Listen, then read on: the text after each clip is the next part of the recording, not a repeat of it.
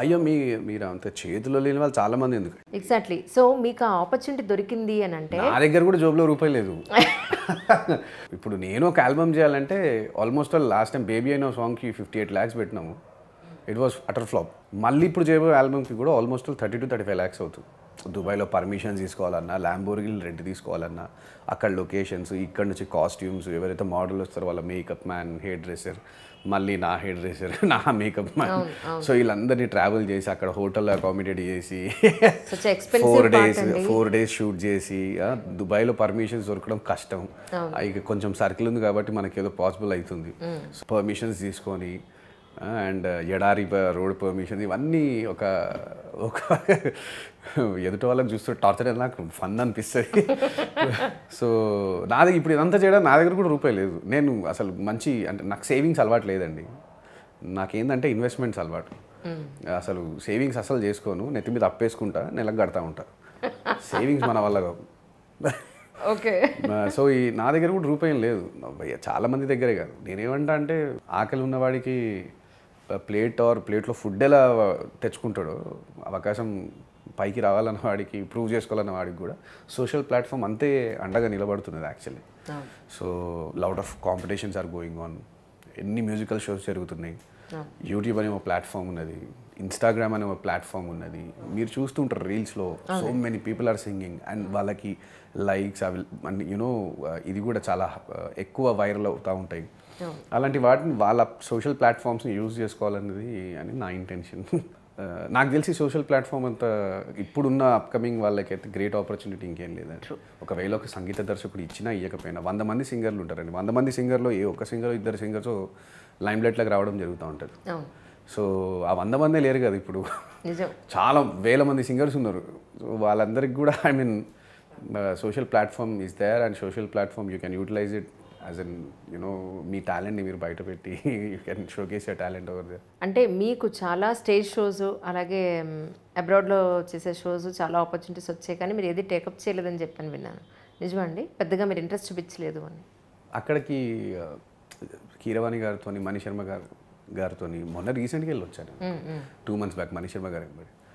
ఊరికే వెళ్ళడం అనే కాన్సెప్ట్, డబ్బుల కోసమే పనిచేయడం అనే కాన్సెప్ట్ నచ్చదు. రైట్. డబ్బులు వస్తున్నాయి కదా అని వాళ్ళు ఊరికే పిలుస్తున్నారు కదా అని మన ఊరికే వెళ్ళడం ఇష్టం ఉండదు. అట్లీస్ట్ ఒక ఇయర్లో ఒక 2 times వెళ్ళాలా, ప్రాపర్గా కాన్సర్ట్స్ చేసుకోవాలా, వచ్చేయాలి.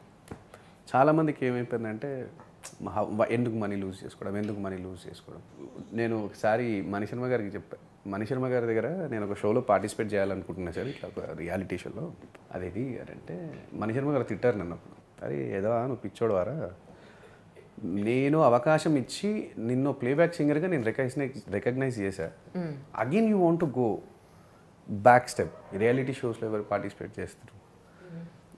అంటే అప్కమింగ్ ఆల్రెడీ ఇప్పుడు ఈ ప్రొఫెషనాలిటీ మెయింటైన్ చేస్తున్నారా, మీరు కొంచెం పైకి వెళ్తారు. Don't go back of money, ఎపిసోడ్కి ఇంత మనీ వస్తాయని డోంట్ గో దేర్. అది ఎంతవరకు ఉంటుంది చెప్పు. I thought it hit my and నేను రియాలిటీ షోలో పాడిపోతే గెలిచే సింగర్ కూడా ఏం కాదు, కానీ అవకాశం ఎందుకు వదులుకోవడం. So that's where I started.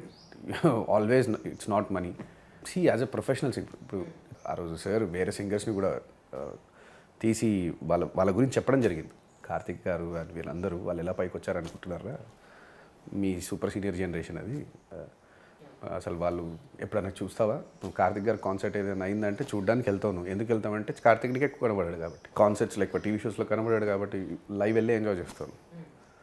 So ఎక్కువ వెళ్ళొద్దు back of money, don't concentrate on money అన్నట్టు. అందుకని యూఎస్కి కూడా ఐ మీన్ వెళ్తే కీరవాణి గారు లాంటి వాళ్ళతో అండ్ మనీష్ శర్మ గారు లాంటి వాళ్ళతో అలా వెళ్ళడం జరుగుతూ ఉంటుంది.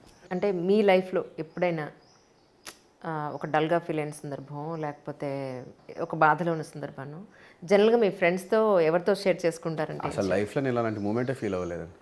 అవునా? సీరియస్. సో పోనీ మీ ఫ్రెండ్స్లో ఎవరికి ఎక్కువ మీరు అన్నీ షేర్ చేసుకునే ఫ్రెండ్స్ ఎవరు అని అంటే ఏం చెప్తారు? చాలామంది ఉన్నారండి. ఎవ్రీడే నాకు ఒక్కొక్క బ్యాచ్తో తిరుగుతూ ఉంటారు.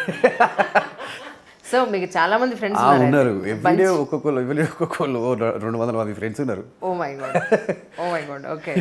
సో ఎవ్రీడే ఒక్కొక్క బ్యాచ్, ఎవ్రీడే ఒక్కొక్కరితో కలవడం, ఎవ్రీడే ఏదో మాట్లాడడం వాళ్ళతో, కాఫీకి టీకి ఆర్ జస్ట్ ఏదైనా చిల్ అవ్వడానికి ఏదైనా ప్లేస్కి వెళ్ళడం. సో అట్లా.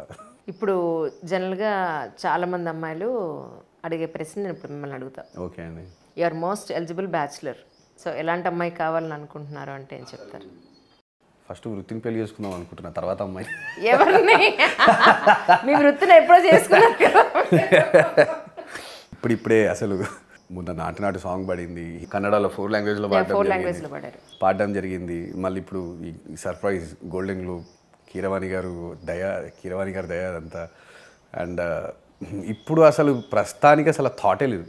అవునా? Settle down first. సెటిల్మెంట్కి దానికి సంబంధం లేదు, కానీ కాన్సన్ట్రేషన్ దెబ్బతినొద్దని అంతే. I mean right. పోనీ అనుకుందాం, అలాగే అనుకుందాం. మీరన్న మాటకే వస్తాను దానికి కూడా. సో లవ్ మ్యారేజ్ అనుకుంటున్నారా, అరేంజ్ మ్యారేజ్ అనుకుంటున్నారా? ఇక దేవుడే చూపిస్తుందండి దాన్ని. I'm okay for anything.